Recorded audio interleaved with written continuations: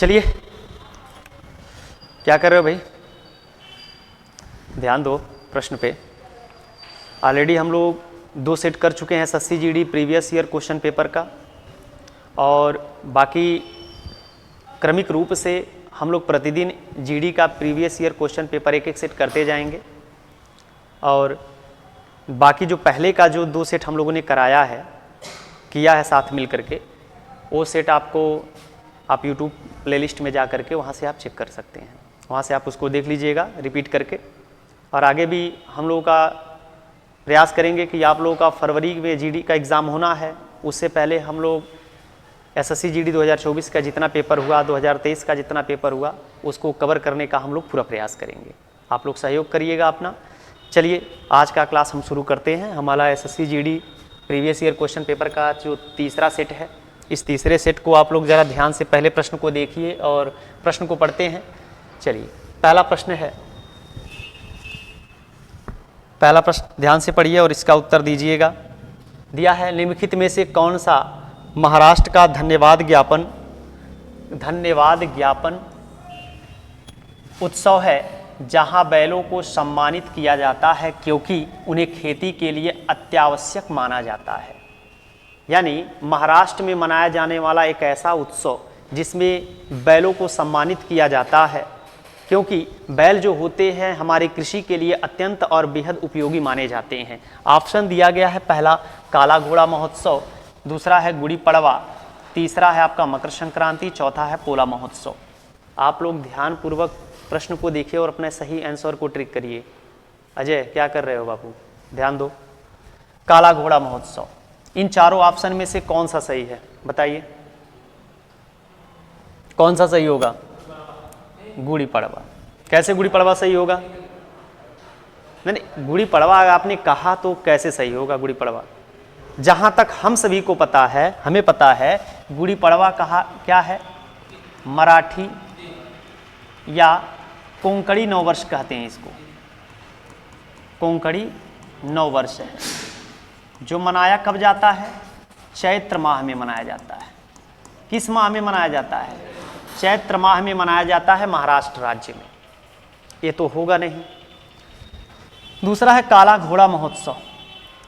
कौन सा महोत्सव? काला घोड़ा महोत्सव। यह मुंबई में मनाया जाता है। कहाँ पर मनाया जाता है? मुंबई में मनाया जाने वाला एक प्रकार का महोत्सव है। तीसरा है मकर संक्रांति। तो जैसा कि हम सभी को पता है कि मकर संक्रांति जो है वह आपके जनवरी महीने में मनाया जाता है, यानी माघ महीने में मनाया जाता है। इस प्रश्न का जो सही उत्तर है वो क्या होगा? पोला महोत्सव। अब पोला महोत्सव की बात किया जाए तो ये महाराष्ट्र और साथ ही साथ एक और राज्य है जिसका नाम है छत्तीसगढ़। इन दोनों राज्यों में ही मनाया जाता है। हालांकि एसएससी जीडी के प्रश्न में यहाँ पे महाराष्ट्र दिया है, जहाँ पे पोला महोत्सव को एक धन्यवाद ज्ञापन के रूप में मनाया जाता है। एक बात और जान लीजिए कि पोला महोत्सव महाराष्ट्र के साथ छत्तीसगढ़ राज्य में भी मनाया जाता है। इस प्रश्न का उत्तर क्या होगा? चौथा ऑप्शन, यानी पोला महोत्सव। पोला महोत्सव के बारे में कुछ बातें जान लीजिए। पोला महोत्सव के, पोला महोत्सव जो है, इस दिन बैलों को सजाया जाता है। सजाने के बाद, पूजा अर्चना करने के बाद अगले दिन खेत की जुताई होती है, फिर खेतों में बीज बोया जाता है। ठीक है, चलिए। अब दूसरा बात है, यहाँ पर आपने देखा है मकर संक्रांति। मकर संक्रांति एक ऐसा पर्व है जो हमारे संपूर्ण भारत में मनाया जाता है। मकर संक्रांति कैसा पर्व है? हमारे भारत में मनाया जाने वाला एक प्रमुख त्यौहार है, एक फसल उत्सव है जो भारत के अलग अलग क्षेत्रों में अलग अलग नामों से जाना जाता है। जैसे कि अगर मकर संक्रांति को देखें, मकर संक्रांति, तो मकर संक्रांति को ध्यान दीजिएगा, अलग अलग क्षेत्रों में इसके अलग अलग नाम हैं। मकर संक्रांति नाम,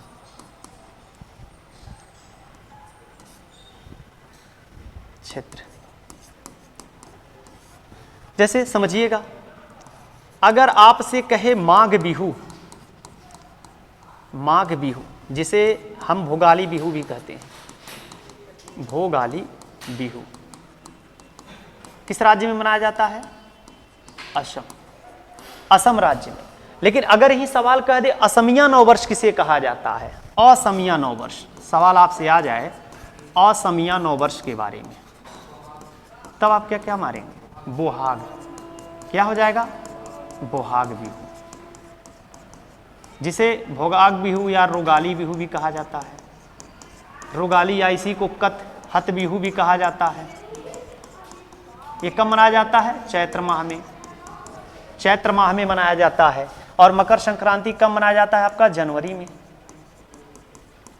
यानी जब सूर्य धनु राशि को छोड़ करके मकर राशि में प्रवेश करता है तो भारत में कौन सा त्यौहार मनाया जाता है, मकर संक्रांति। और मकर संक्रांति को भारत के अलग अलग क्षेत्रों में, प्रांतों में अलग अलग नामों से जाना जाता है। जैसा कि पहले हम लोगों ने देखा कि असम में इस मकर संक्रांति को माघ बिहू, थाई पोंगल, तमिलनाडु में क्या कहते हैं, थाई पोंगल कहते हैं। तमिलनाडु में क्या कहते हैं, थाई पोंगल कहते हैं। लोहड़ी कहाँ कहा जाता है बाबू, महाराष्ट्र, क्या बात, नहीं तब बताइए महाराष्ट्र कैसे होगा लोहड़ी, पंजाब सही होगा ना, पंजाब। चलिए, माघ साझी कहाँ कहा जाता है इसको, माघ साझी कहाँ कहा जाता है, हिमाचल प्रदेश में। हिमाचल प्रदेश में क्या कहा जाता है, माघ साझी कहा जाता है।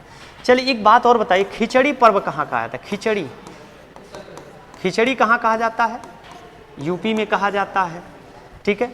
इसके अलावा उत्तरायण कहाँ कहा जाता है, उत्तरायण, उत्तरायण कहाँ कहा जाता है, गुजरात, गुजरात का। और एक बात और याद रखिएगा कि मकर संक्रांति का जब पर्व गुजरात में उत्तरायण के रूप में मनाया जाता है तो यहाँ पर एक आयोजन होता है अंतर्राष्ट्रीय पतंग महोत्सव का, अंतर्राष्ट्रीय पतंग महोत्सव का आयोजन होता है। और यह आयोजन लगातार 1989 से प्रतिवर्ष किया जा रहा है। ये बात भी आप अपने कॉपी पर नोट कर लीजिएगा कि अंतर्राष्ट्रीय पतंग महोत्सव का आयोजन मकर संक्रांति पर्व के दौरान गुजरात में 1989 से प्रतिवर्ष आयोजित किया जाता रहा है। हालांकि मकर संक्रांति को गुजरात में क्या कहा जाता है बाबू, उत्तरायण कहा जाता है। तो इस बात को भी आप कॉपी पे नोट कर लेना, ठीक। चलिए अब दूसरे प्रश्न को ध्यान से देखते हैं।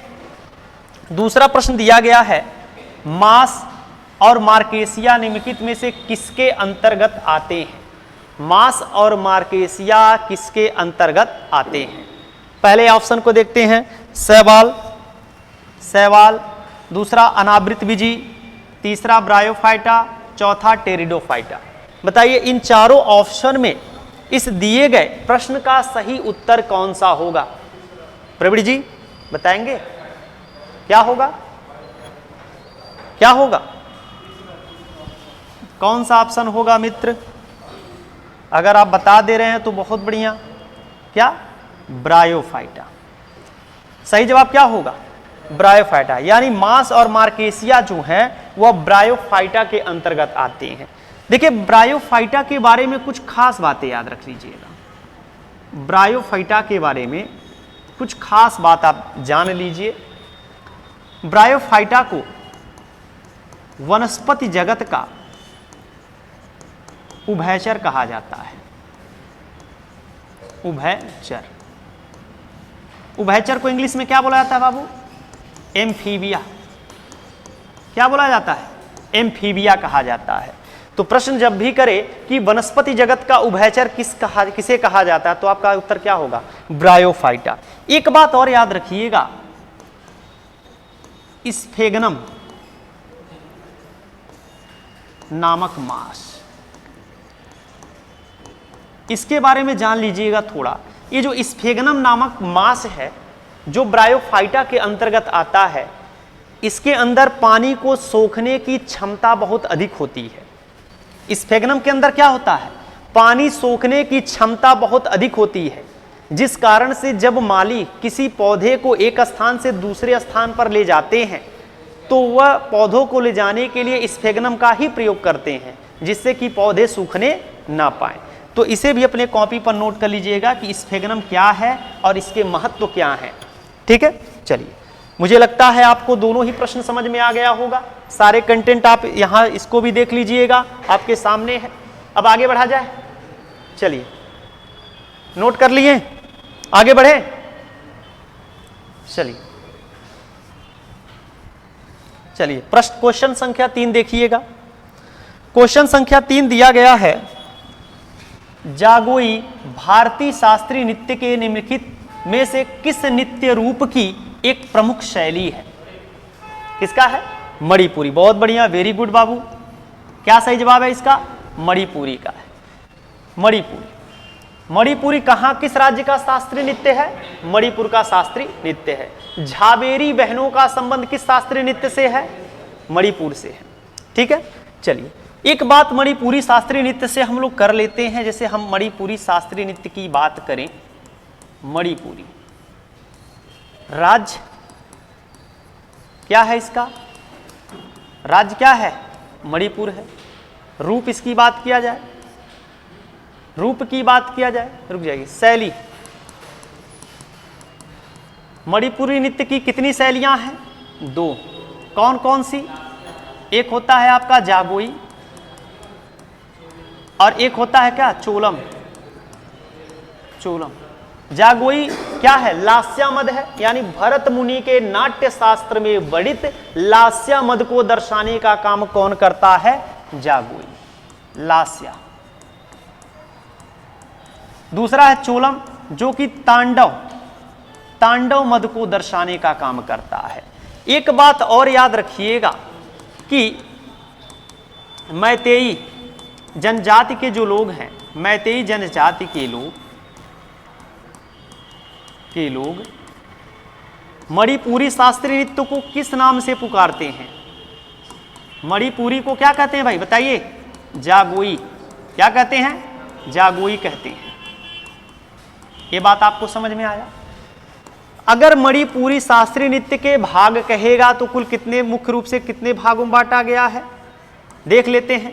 रासलीला, जिसमें भगवान श्री कृष्ण और गोपियों के प्रेम और नृत्य का वर्णन किया जाता है या प्रदर्शन किया जाता है। दूसरा क्या होगा? थांगटा, जो मणिपुरी शास्त्रीय नृत्य का क्या है? एक मार्शल आर्ट फॉर्म है।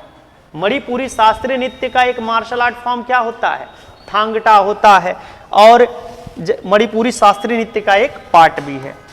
तीसरा क्या है बाबू? संकीर्तन। क्या है? संकीर्तन।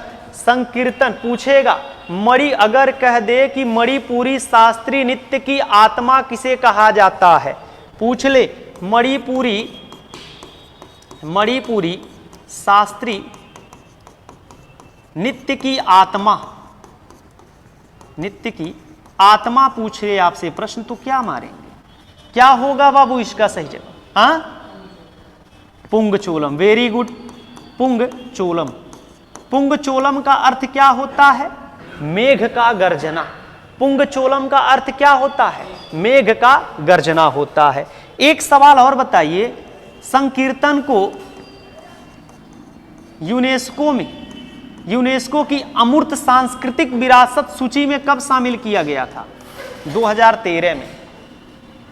यूनेस्को ने अमूर्त सांस्कृतिक विरासत की प्रतिनिधि सूची में संकीर्तन को किस वर्ष शामिल किया? 2013 में शामिल किया। अगर एक सवाल और कर ले, यहां तो संकीर्तन नृत्य है, लेकिन पूछ ले आपसे कीर्तन नृत्य कहां का है? क्या पूछ ले आपसे? कीर्तन नृत्य आपसे पूछे, कीर्तन नृत्य कहां का है, तो आप क्या मारेंगे? पश्चिम बंगाल। कीर्तन नृत्य कहां का है? पश्चिम बंगाल। संकीर्तन नृत्य कहां का है? मणिपुरी। संकीर्तन नृत्य किस शास्त्रीय नृत्य का एक भाग है या एक रूप है? तो मणिपुरी शास्त्रीय नृत्य का। थांगटा किस राज्य का मार्शल आर्ट है? मणिपुर का। Very good. चलिए अब चौथे प्रश्न को ध्यान से देखिएगा और इस चौथे प्रश्न का उत्तर दीजिए। प्रश्न दिया है, जीवाश्म ईंधन के जलने से होने वाले प्रदूषण को के कम करने के तरीके की पहचान करिए। यानी जीवाश्म ईंधन के जलने से होने वाले प्रदूषण को जो कम करने की जो विधि है, हम कैसे कर सकते हैं? आपके पास 4 ऑप्शन है। पहला ऑप्शन दिया है कि गुप्त ऊष्मा को कम करके, दूसरा कार्बन अणुओं की संख्या में वृद्धि करके, तीसरा दहन प्रक्रिया की दक्षता में वृद्धि करके, और चौथा है प्रदाह का तापमान कम करके। चलिए इस प्रश्न का सही उत्तर क्या होगा बाबू? हम कौन सा तरीका अपनाएंगे जिससे जीवाश्म ईंधन से होने वाला प्रदूषण क्या हो सके, कम से कम हो सके? कौन सा सही होगा बताइए? तीसरा ऑप्शन। कौन सा ऑप्शन? तीसरा ऑप्शन। बहुत बढ़िया, बिल्कुल सही जवाब है, तीसरा ऑप्शन हमारा सही भी है। चलिए ये सारे प्रश्न आपको समझ में आ गए? आपने ये जो कंटेंट बताया गया सब आपने नोट कर लिया कॉपी पे? आगे बढ़ा जाए। चलिए पांचवें प्रश्न पे चलते हैं। पांचवा प्रश्न है हमारा, निम्नलिखित में से क्या सातवीं पंचवर्षीय योजना के मुख्य उद्देश्यों में से एक था? यानी आपसे सातवीं पंचवर्षीय योजना का मुख्य उद्देश्य पूछ रहा है कि सातवीं पंचवर्षीय योजना का मुख्य उद्देश्य क्या था? पहला ऑप्शन, जीवन स्तर में सुधार। क्या यह पंचवर्षीय सातवीं पंचवर्षीय योजना का उद्देश्य था? नहीं। खाद्यान्नों के उत्पादन में वृद्धि ये था। चलिए देख लेते हैं। अवसंरचना में वृद्धि और गरीबी उन्मूलन, इन चारों में से सातवीं पंचवर्षीय योजना का उद्देश्य क्या था? आप सही प्रश्न को ऑप्शन बताइएगा। इस प्रश्न का सही उत्तर बताइए क्या होगा? बी वाला। क्या होगा? खाद्यान्नों के उत्पादन में वृद्धि कर। और आप अच्छी तरह जानते हैं कि जो सातवीं पंचवर्षीय योजना थी, सातवीं पंचवर्षीय योजना, सातवीं पंचवर्षीय योजना का समयावधि बताइए। समयावधि कब है? तो 1985 से 1990 ईस्वी। 1985 से 1990 ईस्वी। एक बात और याद रखिएगा, 1990 ईस्वी में भारत की अर्थव्यवस्था की स्थिति काफी खराब हो चुकी थी और यही कारण है कि 1991 ईस्वी में, कब? 1991 ईस्वी में भारत में क्या शुरू किया गया? नई आर्थिक नीति को लागू किया गया। प्रश्न पूछ ले कि नई आर्थिक नीति को भारत में कब लागू किया गया था? तो 1991 ईस्वी में। एलपीजी मॉडल पर आधारित था नई आर्थिक नीति। यल का मतलब क्या होता है? लिबरलाइजेशन अर्थात उदारीकरण। पी का मतलब प्राइवेटाइजेशन अर्थात निजीकरण। जी का मतलब ग्लोबलाइजेशन अर्थात वैश्वीकरण। यानी भारतीय अर्थव्यवस्था में उदारीकरण की विचारधारा को 1991 में नई आर्थिक नीति के तहत क्या किया गया था? लागू किया गया था। चलिए एक बात और याद रखिएगा, पूछ ले आर्थिक सुधार के जनक, भारत में आर्थिक सुधार के जनक आपसे सवाल करे तो इस सवाल का जवाब क्या होगा बाबू? बता सकते हैं क्या होगा? पीवी नरसिम्हा राव।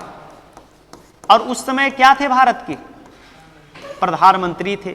अगर सवाल आपसे कर ले उदारीकरण के जनक, उदारीकरण के जनक कौन है भारत के? तो डॉक्टर मनमोहन सिंह।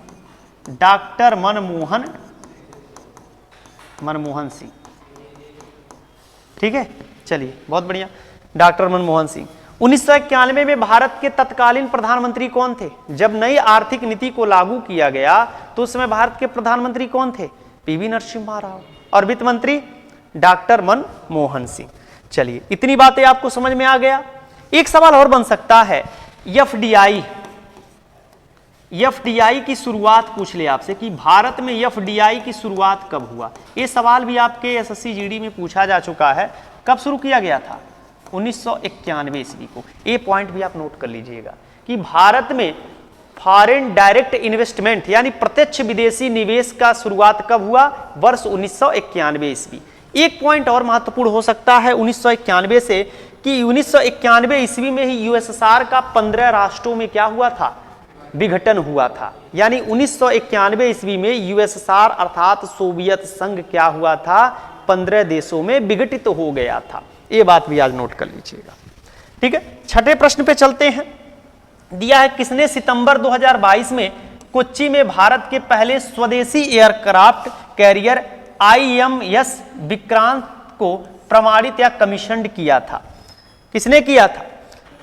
अमित शाह, नरेंद्र मोदी, ज्योतिरादित्य सिंधिया और राजनाथ सिंह। बताइए चारों ऑप्शन में कौन सा ऑप्शन सही होगा?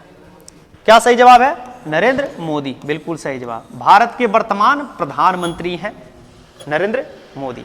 चलिए ठीक है। क्रमिक रूप से सारे प्रश्नों का अध्ययन आप करते रहिए। हम लोग प्रतिदिन ऐसे एसएससी जीडी का एक एक सेट कंप्लीट करेंगे और फरवरी तक आपके सारे सेट को कंप्लीट करा दिया जाएगा और साथ ही साथ आपको सारे ही कंटेंट कंठस्थ करा दिया जाएगा ताकि आपको एग्जाम में किसी भी प्रकार की कोई समस्या ना हो। ठीक है, चलिए आगे बढ़ा जाए। चलिए अगले प्रश्न पे चलते हैं। अगला है हमारा 7वां प्रश्न। 7वें प्रश्न का उत्तर दीजिएगा आप सभी। दिया है वस्त्र मंत्रालय के अंतर्गत आता है, क्या आता है भाई?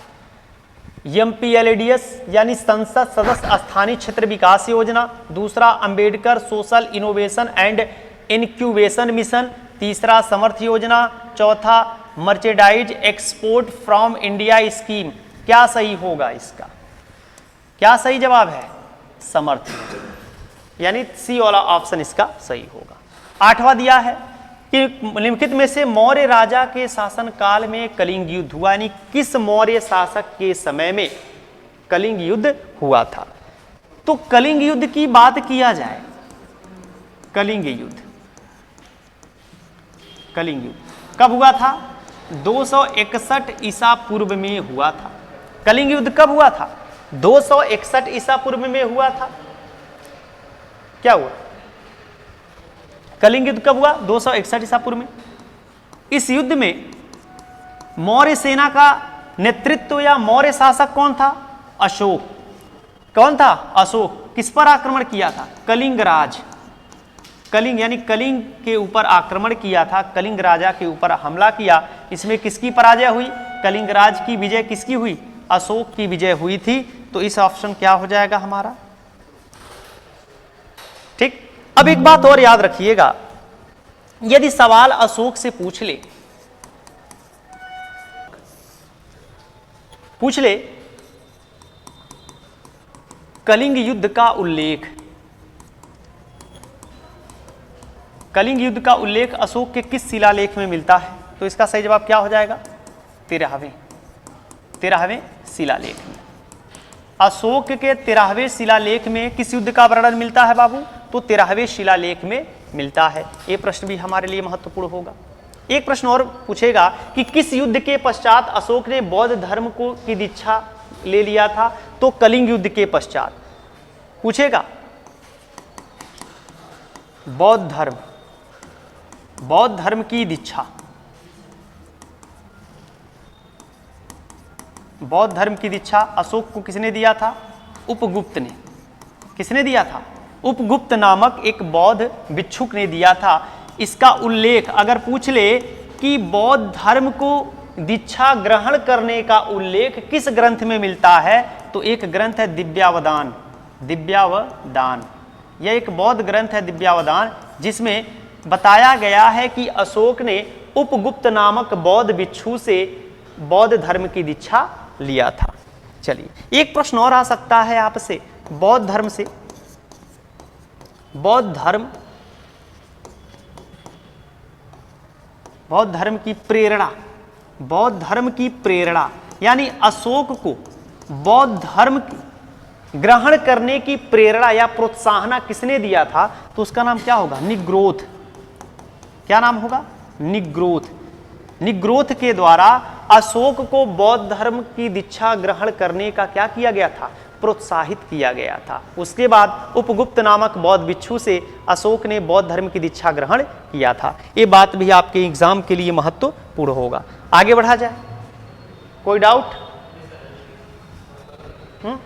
चलिए ठीक है। अच्छा एक सवाल और बता दीजिए, अगर प्रश्न आप यह करें कि अशोक अपनी किस रानी से सबसे अधिक प्रभावित था? किस रानी से प्रभावित था? महारानी कारुबाकी। महारानी कारुबाकी से अशोक सबसे ज्यादा प्रभावित था। ठीक है। एक प्रश्न और पूछ ले, किस अभिलेख स्तंभ लेख को रानी का अभिलेख कहा जाता है? प्रयाग स्तंभ लेख को, जिसका पूर्व नाम कौशांबी स्तंभ लेख था। ठीक है। अकबर ने इस अभिलेख को कहाँ स्थापित करवाया? इलाहाबाद के किले में, जिस नाते इसका नाम क्या पड़ गया? इलाहाबाद स्तंभ लेख। और इसी स्तंभ लेख पर हरिशेण ने, यानी समुद्रगुप्त के दरबारी कवि हरिशेण ने प्रयाग प्रशस्ति की रचना किया था, जिसका वर्णन किया गया है इलाहाबाद स्तंभ लेख पर। चलिए अगले प्रश्न पे चलते हैं। 9वां प्रश्न है हमारा। 9वां प्रश्न, भारत के राष्ट्रपति का चुनाव किसके द्वारा किया जाता है? कौन सा ऑप्शन सही होगा? सेकेंड ऑप्शन, राष्ट्रपति। राष्ट्रपति। हम जानते हैं कि भारत के राष्ट्रपति के चुनाव में कौन कौन भाग लेता है? संसद के दोनों सदनों के निर्वाचित सदस्य, राज्य विधान सभाओं के निर्वाचित सदस्य और केंद्र शासित प्रदेश दिल्ली व पुडुचेरी के विधानसभा के निर्वाचित सदस्यों के द्वारा भारत के राष्ट्रपति का चुनाव करवाया जाता है। किस पद्धति के द्वारा? तो अनुपातिक प्रतिनिधित्व प्रणाली के तहत एकल संक्रमणीय मत पद्धति के द्वारा। एक प्रश्न पूछ ले, राष्ट्रपति के पद का उल्लेख किस अनुच्छेद में है? किस अनुच्छेद में है भाई? 52 में क्या है राष्ट्रपति का पद? अनुच्छेद 53 में क्या है? क्या है? कार्य एवं शक्ति। अनुच्छेद 54 में क्या है बताइए? निर्वाचक मंडल, यानी निर्वाचक मंडल, यानी भारत के राष्ट्रपति को वोट देने का जो अधिकार है या मत देने का अधिकार है, किसके किसके पास है, उसका उल्लेख 54 में किया गया है। अनुच्छेद 55 में क्या है? अनुच्छेद 55 में क्या है? क्या है बताइए? क्या बताया गया अनुच्छेद 55 में? निर्वाचन की रीत, निर्वाचन की प्रक्रिया।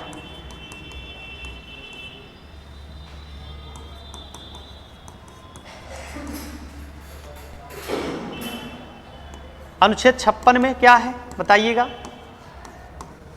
क्या है? कार्यकाल। अनुच्छेद 57 में क्या है? पुनः निर्वाचन,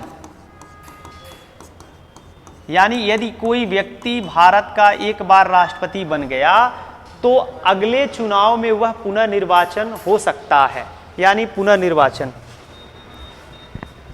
अनुच्छेद 58 में क्या है ये बता दीजिए? योग्यता, भारत के राष्ट्रपति बनने की योग्यता। अगर कोई व्यक्ति भारत का राष्ट्रपति बनना चाहता है तो सबसे पहले क्या जरूरी है? वह भारत का नागरिक हो, भारत का नागरिक हो, कम से कम उसकी उम्र 35 वर्ष हो, यानी वह 35 वर्ष की आयु पूर्ण कर चुका हो। ठीक है, चलिए अगला अनुच्छेद 59 में क्या है? अनुच्छेद 59 में क्या है? शर्तें। क्या है?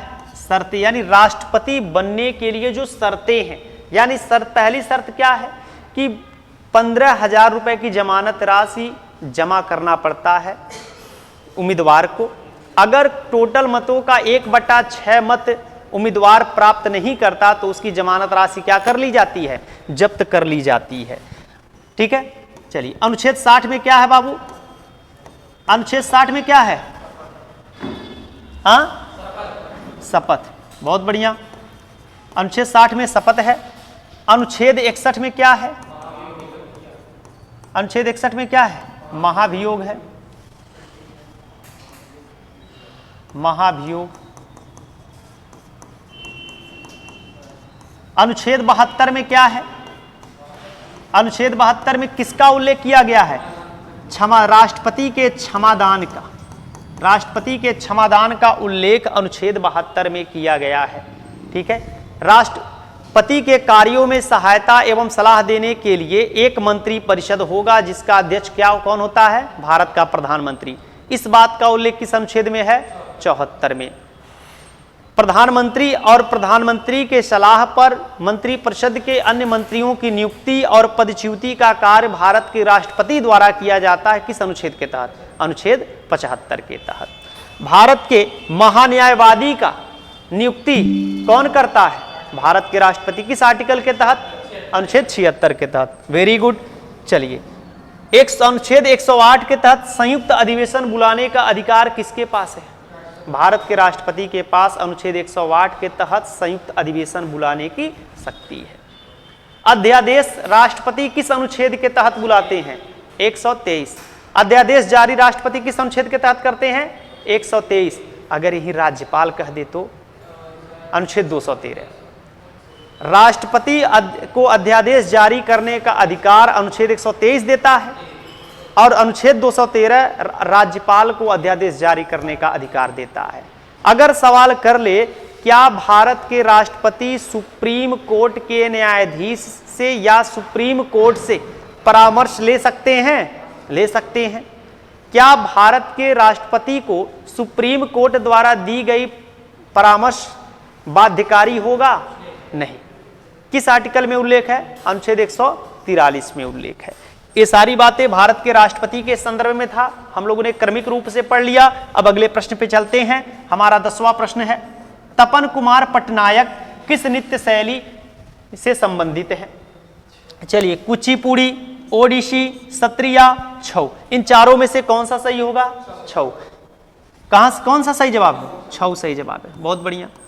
चलिए, कुचिपुड़ी किस राज्य का शास्त्रीय नृत्य है? आंध्र प्रदेश।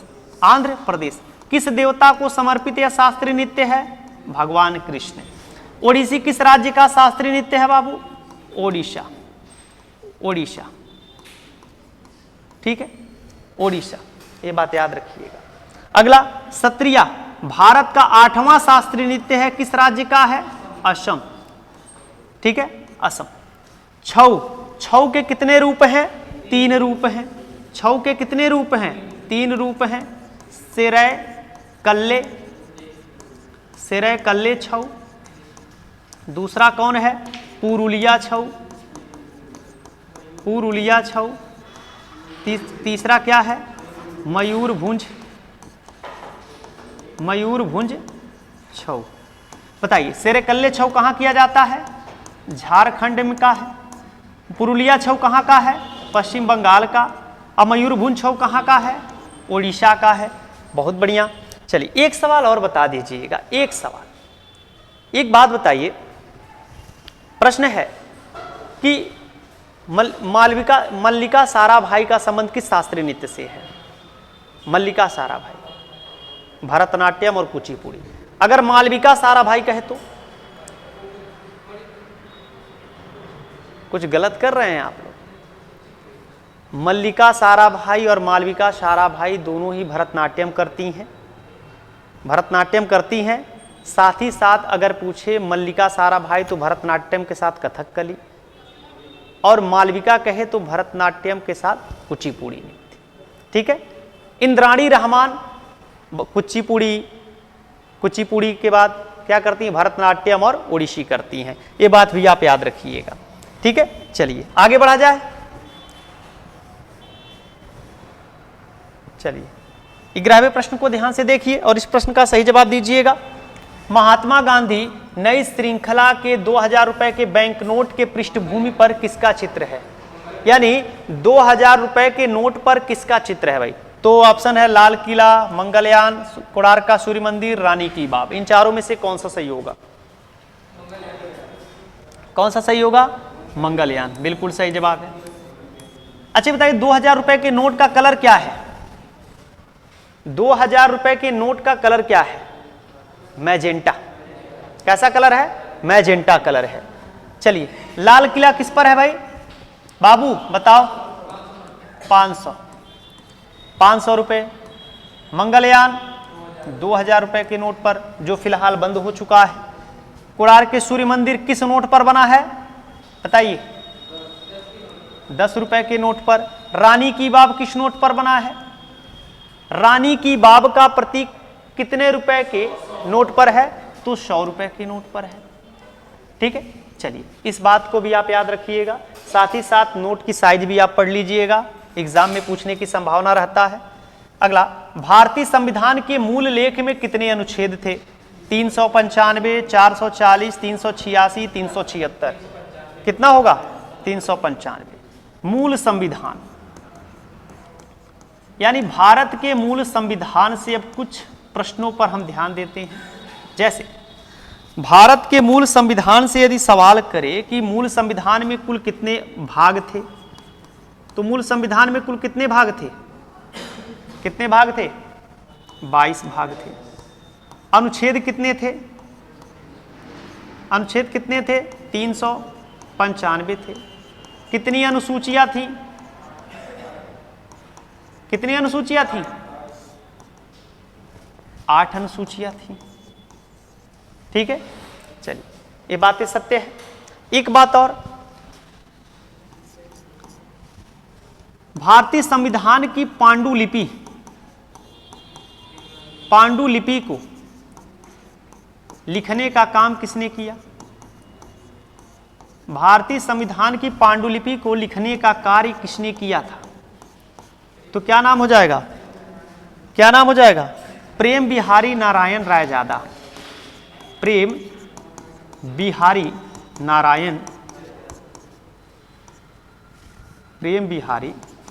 नारायण रायजादा। किस भाषा में लिखे थे बाबू? अंग्रेजी भाषा। किस भाषा में लिखे थे? अंग्रेजी भाषा में। अगर यही पूछ ले भारतीय संविधान की हिंदी प्रतिलिपि को किसने लिखा था, तो किसने लिखा था? बसंत कृष्ण वैद्य ने लिखा था। बसंत कृष्ण वैद्य। क्या सही जवाब हो जाएगा? वसंत कृष्ण वैद्य ने भारतीय संविधान के हिंदी में लिखने का काम किए थे। यह प्रश्न अगर कह दे संविधान की मूल प्रतियों को अलंकृत किसने किया था, तो नंदलाल बोस के नेतृत्व में शांति निकेतन के कलाकारों ने किया था। किसने किया था? शांति निकेतन के कलाकारों के द्वारा संविधान की मूल प्रतियों पर डिजाइन बनाया गया था। चलिए ये बात समझ में आ गया, आगे बढ़ा जाए। चलिए 13 नंबर प्रश्न को देखिए। 13 नंबर, आपातकाल के दौरान किन मौलिक अधिकारों को निलंबित नहीं किया जा सकता? अर्थात ऐसे मौलिक अधिकार जो बहुत ताकतवर हैं, शक्तिशाली हैं, जो कि आपातकाल के दौरान भी निलंबित नहीं किए जा सकते। कौन सा सही जवाब होगा? अनुच्छेद 20 और 21। कौन सा सही जवाब है? अनुच्छेद 20 और 21। भारतीय संविधान का ये जो, एक बात याद रखिए, भारतीय संविधान का भाग 3, भारतीय संविधान के भाग 3 अनुच्छेद 12 से लेकर 35 तक किसका उल्लेख किया गया है बाबू? मौलिक अधिकार का उल्लेख किया गया है। मौलिक अधिकार का उल्लेख किया गया है। मौलिक अधिकारों की संख्या मूल संविधान में कितनी थी बाबू? बताइए, मूल संविधान में मौलिक अधिकारों की संख्या कितनी थी? बताइए जल्दी, कितनी थी? नहीं पता? चलिए मैं गिनवा देता हूं आपको। पहला, समता का अधिकार, विधि के समक्ष समता का अधिकार। दूसरा, स्वतंत्रता का अधिकार। तीसरा, शोषण के विरुद्ध अधिकार। चौथा, धार्मिक स्वतंत्रता का अधिकार। पांचवा शिक्षा एवं संस्कृति का अधिकार। उसके बाद छठा, संपत्ति का अधिकार। फिर सातवां, संवैधानिक उपचार। तो मूल संविधान में कुल कितने थे? 7 थे। वर्तमान में कुल कितने मौलिक अधिकार हैं बाबू? वर्तमान में कितने हैं? 6 हैं। वर्तमान में मौलिक अधिकारों की संख्या कितनी है? 6 है। किसको हटाया गया? संपत्ति। संपत्ति के अधिकार, संपत्ति का अधिकार जो है इसे क्या कर दिया गया, निरस्त कर दिया गया। इसका उल्लेख किस अनुच्छेद में था, अनुच्छेद 31 में था। अब वर्तमान में संपत्ति के अधिकार का उल्लेख कहां किया गया है, बताइए। संपत्ति, संपत्ति का अधिकार मूल संविधान में इसका उल्लेख कहां था, मूल संविधान में इसका उल्लेख कहां था, अनुच्छेद 31 में, जैसा कि अभी हम लोगों ने बात किया है। वर्तमान में कहां इसका उल्लेख किया गया है, वर्तमान में संपत्ति के अधिकार का उल्लेख क्या कहां किया गया है, अनुच्छेद 300 क में किया गया है। और एक ऐसा अधिकार है, वर्तमान में संपत्ति का अधिकार कैसा अधिकार है, मौलिक अधिकार है कि विधि अधिकार है, कानूनी अधिकार, तो कानूनी अधिकार सही होगा। ठीक है, चलिए 14 नंबर प्रश्न पे देखिए। 1958 में डोवर से कैलिस तक इंग्लिश चैनल को पार करने वाले पहले भारतीय तैराक कौन थे, जो 1966 में एक कैलेंडर वर्ष में 5 महाद्वीपों के महासागरों में तैराकी करने वाले एकमात्र व्यक्ति भी थे। इस प्रश्न का सही उत्तर बताइए आप लोग। मिहिर सेन, खसाबा जाधव, अजीत पटेल, रामनाथन कृष्णन। क्या सही जवाब होगा इसका, मिहिर सेन। क्या सही जवाब है, मिहिर सेन। यानी मिहिर सेन वह व्यक्ति थे जिन्होंने इंग्लिश चैनल को वर्ष 1958 में क्या किए थे, पार किए थे। ठीक है, चलिए एक बात और याद रखिएगा, मिहिर सेन को वर्ष 1967 ईस्वी में भारत सरकार द्वारा पद्म भूषण प्रदान किया गया था। कौन सा पुरस्कार दिया गया था, पद्म भूषण से सम्मानित किया गया था 1967 ईस्वी में। ये बात भी आप नोट कर लीजिएगा। अगर सवाल यह करे कि इंग्लिश चैनल को पार करने वाली पहली भारतीय महिला, पूछ ले इंग्लिश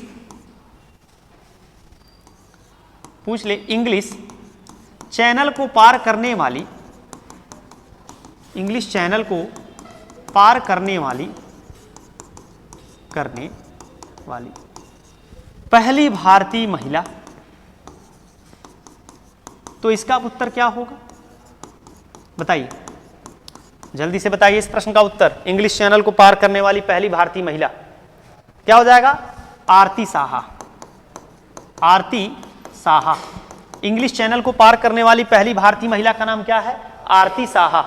ठीक है, चलिए आगे बढ़ा जाए। क्वेश्चन नंबर 15 पढ़िए और ध्यान से इसके उत्तर को दीजिएगा, किसी प्रकार की धांधली मत करिएगा। प्रश्न को पढ़ते हुए, समझते हुए, फिर उसके उत्तर को ध्यान से देख करके और सही ऑप्शन पे ट्रिक करिएगा। चलिए, कौन सी अक्षांश रेखा भारत के मध्य से होकर गुजरती है जो देश की जलवायु को प्रभावित करती है, बताइए। मकर रेखा, भूमध्य रेखा, अंटार्कटिक वृत्त और कर्क रेखा। बताइए इनमें से क्या होगा, कर्क रेखा। बहुत बढ़िया, कौन सा सही होगा, कर्क रेखा। अच्छा, मकर रेखा की बात किया जाए, मकर रेखा, अगर आप यहाँ पे पृथ्वी के प्रतिरूप यानी ग्लोब की बात करते हैं,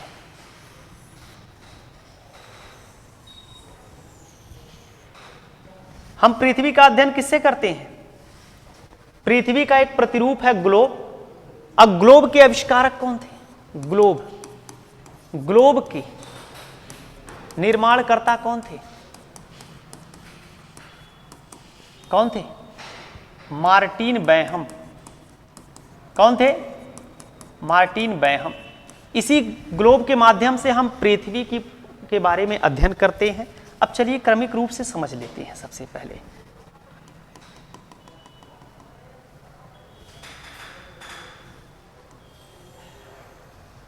इसे हम क्या कहते हैं, जीरो अंश अक्षांश, जीरो अंश अक्षांश रेखा, जिसे विषुवत रेखा या भूमध्य रेखा भी कहा जाता है। क्या कहा जाता है, विषुवत रेखा या भूमध्य रेखा भी कहा जाता है। ठीक है, अब भूमध्य रेखा से 23.5 अंश उत्तर, कितना, 23.5 अंश नॉर्थ में एक रेखा खींची गई है जिसको हम क्या कहते हैं, कर्क रेखा। और भूमध्य रेखा से 23.5 अंश कहाँ, नीचे साउथ में एक रेखा खींची गई है, काल्पनिक। ये सभी काल्पनिक रेखाएं हैं, ये सब कैसी रेखाएं हैं? काल्पनिक रेखाएं हैं। ठीक, अब यहां से ऊपर की बात किया जाए तो 66.5 अंश पर नॉर्थ में एक वृत्त बनाया गया, इसको हम क्या कहते हैं? आर्कटिक, आर्कटिक वृत्त कहते हैं। और दक्षिण में 66.5 अंश के अंतराल यानी साउथ में एक वृत्त खींचा गया है जिसे हम अंटार्कटिक वृत्त कहते हैं, अंटार्कटिक वृत्त कहते हैं। ओके, इतनी बात आपको समझ में आ गया। एक चीज और यहां से ध्यान दीजिएगा कि जो कर्क रेखा है, कर्क रेखा, कर्क रेखा भारत के 8 राज्यों से गुजरती है। भारत के कितने राज्यों से गुजरती है? 8 राज्यों से, 8 राज्यों से गुजरती है। कौन कौन? जैसे आप ट्रिक से भी पढ़ते हैं, मित्र पर गमछा झार। तो पहला राज्य क्या हो, कौन कौन राज्य हैं उन्हें क्रमिक रूप से देख लेते हैं बाबू। पहला कौन होगा? गुजरात। दूसरा राज्य कौन है? राजस्थान। राजस्थान के बाद कौन है? एमपी। एमपी के बाद छत्तीसगढ़, झारखंड,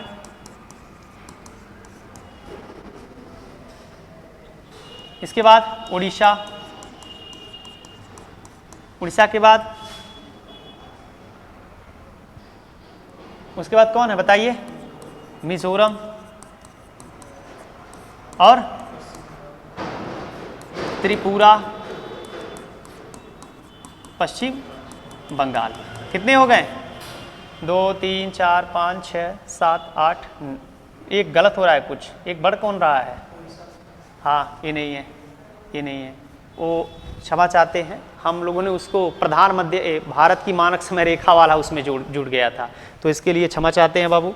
चलिए, ऐसी 16वें नंबर प्रश्न पे, ऐसी राजस्व प्राप्तियां जिनका सरकार पर दावा नहीं होता क्या कहलाती हैं? ऑप्शन ए गैर प्रतिदेय, ऑप्शन 2 पूंजीगत प्राप्तियां, ऑप्शन सी सुदृढ़ करने में सक्षम, और चौथा ऑप्शन प्रतिदेय। इन चारों में से कौन सा सही होगा? पहला ऑप्शन बिल्कुल सही जवाब। जियो मेरे शेर, पहला ऑप्शन सही है। अच्छा, एक सवाल और बता दीजिए, एक सवाल और बता दीजिएगा कि कर्क रेखा को 2 बार कौन सी नदी काटती है? कौन सी नदी काटती है? माही नदी। कर्क रेखा को 2 बार कौन सी नदी काटती है? माही नदी। मकर रेखा को 2 बार कौन सी नदी काटती है? बताइए। लिम्फोफो। कौन सी नदी काटती है? लिम्फोफो। भूमध्य रेखा को 2 बार कौन सी नदी काटती है? कांगो। कांगो, इसी को हम जायरे भी कहते हैं। ठीक है, ये नदियां हैं जो क्या करती हैं? कर्क, मकर और भूमध्य रेखा को 2 बार काटने का कार्य करती हैं। ठीक है, पूरी बात समझ में आ गया? आगे बढ़ा जाए। चलिए, क्वेश्चन नंबर 17 को देखिएगा। क्वेश्चन नंबर 17 दिया है 2017-18 में विजय हजारे ट्रॉफी किसने जीता?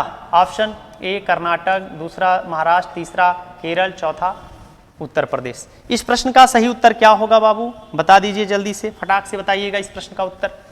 इन चारों में कौन सा सही होगा? कर्नाटक। कौन सा सही होगा? कर्नाटक का। देखिए, विजय हजारे ट्रॉफी जो है, विजय हजारे ट्रॉफी किससे संबंधित है? किस खेल से संबंधित है बताइए। स्थापना की अगर बात किया जाए, स्थापना की बात किया जाए तो स्थापना कब हुआ? 2002-3 में हुआ था। इसका विजय हजारे ट्रॉफी नाम कब दिया गया? पूछेगा प्रश्न कि विजय हजारे ट्रॉफी का नामकरण विजय हजारे ट्रॉफी कब किया गया, तो कब किया गया था बताइए। 2007 में। कब किया गया था? 2007 में दिया गया था। कोई दिक्कत? चलिए, अगला प्रश्न है, अगस्त 2022 में उत्तराखंड सरकार के राज्य ब्रांड एम्बेसडर के रूप में किसे नियुक्त किया गया? ऑप्शन रोहित शेट्टी, अक्षय कुमार, ऋषभ पंत और दिनेश कार्तिक। कौन सही जवाब होगा? ऋषभ पंत। Very good. चलो, ऐसे मेहनत से पढ़ते रहो बाबू। जब खुद को तराशोगे तो हीरे जैसी चमक आपको आएगी। ठीक है, तो हमेशा तराशते रहिए और अपनी कमियों को दूर करके अपनी मेहनत को एक बुलंदियों पर ले जाइए। 19 नंबर, भारत में अरेबिका कॉफी किस राज्य में उगाई जाती है? ऑप्शन ए असम, दूसरा उत्तराखंड, पश्चिम बंगाल, कर्नाटक। चारों ऑप्शन में से कौन सा सही होगा बताइए, कौन सा सही होगा बाबू? क्या हुआ भ्राताश्री, काहे शांत हो गए आप लोग? क्या सही है? कर्नाटक। अरे भाई, अरेबिका कॉफी को जीआई टैग भी मिल चुका है, कर्नाटक राज्य का है। Robusta arabica coffee, robusta coffee, arabica coffee, ये सब कर्नाटक राज्य के हैं, इनको जीआई टैग भी मिल चुका है। समझ गए कि नहीं? लास्ट प्रश्न देखिए, भारत में पहली संपूर्ण जनगणना कब की गई थी? यानी भारत में पहली संपूर्ण जनगणना कब की गई थी? ऑप्शन बताइए। ए 1887, 1882, 1880 और 1881। इन चारों में से कौन सा होगा? कौन सा सही है बाबू? 1881 ईस्वी में भारत में पहली बार पूर्ण रूप से जनगणना कराई गई थी। अर्थात आप कह सकते हैं कि पहली नियमित जनगणना, पहली नियमित या दशकीय जनगणना, दशकीय जनगणना कब आयोजित किया गया था? तो 1881 ईस्वी में भारत में पहली बार नियमित या दशकीय जनगणना आयोजित किया गया था। तो उस समय भारत के वायसराय कौन थे बताइए? वायसराय कौन थे बाबू भारत के? Lord Ripon. उस समय भारत के वायसराय कौन थे? Lord Ripon. अगर सवाल कहता भारत में पहली बार जनगणना, पहली बार जनगणना, भारत में पहली बार जनगणना कब हुआ? तो इसका सही जवाब हो जाता 1872 ईस्वी, लॉर्ड मेयो के समय में, वायसराय लॉर्ड मेयो के समय में। क्यों? ठीक है, कोई दिक्कत? अभी भी कोई प्रश्न हो तो भाई बता दीजिए, उसका निपटारा हो जाएगा। लॉर्ड रिपन के समय में ही क्या हुआ था? स्थानीय स्वशासन, स्थानीय स्वशासन के जनक के रूप में इन्हें जाना जाता है। लॉर्ड रिपन को स्थानीय स्वशासन का जनक भी कहा जाता है। एक बात और याद रखिएगा, इन्हें भारत का उद्धारक भी कहा जाता है। भारत का उद्धारक। सवाल कहेगा कि लॉर्ड रिपन को भारत का उद्धारक किसने कहा था? किसका कथन है भारत का उद्धारक? तो किसके मारेंगे? Florence Nightingale. Florence Nightingale. Florence Nightingale ने क्या कहा? भारत का उद्धारक वायसराय, भारत का उद्धारक किसे कहा गया? लॉर्ड रिपन को। तो ये रहे आपका एसएससी जीडी PYQ श्रेणी का सेट नंबर 3। प्रत्येक दिन हम लोग एसएससी जीडी का एक एक MCQ करते रहेंगे। जो भी प्रश्न आपको डाउट रहे उस प्रश्न को पूछ लिया करिए। किसी प्रकार की अगर समस्या है तो आप बता दिया करिए, ठीक है। और प्रतिदिन जो एक एक सेट कराया जाता है इसका आप प्रैक्टिस भी करते रहिए, जिससे कि आपको जो पिछले सालों में पूछे गए एसएससी के प्रश्न हैं उसके से आप रूबरू हो सके, और परीक्षा में अगर ऐसे प्रश्न आपके सामने आते हैं तो आप सही प्रश्न के सही ऑप्शन पर ट्रिक करके अपना स्कोर बढ़ा सकें, ठीक है। चलिए।